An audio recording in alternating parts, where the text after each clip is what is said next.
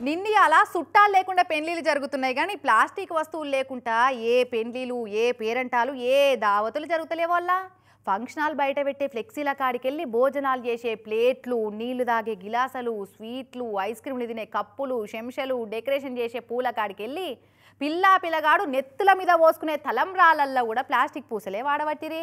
ఆఖరికి వచ్చిన గెస్టులకు ఇచ్చే రిటర్న్ గిఫ్ట్లను కూడా ప్లాస్టిక్ కవర్లలోనే పెట్టిస్తున్నారాయే అయితే నిన్న సిద్దిపేటలో జరిగిన ఒక పెళ్లిలా ప్లాస్టిక్ అనే వస్తువే వాడకుండా పెళ్లి చేసిరట చూద్దాం పారి ఎట్లా చేసిర్రో అరిటాకుల్లో భోజనాలు సీసం బాటలలో నీళ్లు మట్టి ముంతలల్ల జ్యూసులు బాదం పాలు ఇస్తరాకుతో కుట్టిన కటోరాలలో మంచూరియాలు వాటిని తినేందుకు చెక్కతోటి చేసిన టూత్ పిక్స్ ఈ ఇటుజూడు ఐస్ క్రీమ్లో కూడా ప్లాస్టిక్ కప్పులు చెంచాలు అస్సలే వాళ్లే బయట పెట్టిన ఫ్లెక్సీ భోజనాల ఇంకా తినే మీఠా పాన్ల దాకా ఏడా ప్లాస్టిక్ వస్తువులను ప్లాస్టిక్ కవర్లను అస్సలే వాళ్లే అసలు ప్లాస్టిక్ అనే పదమే లేదు అక్కడ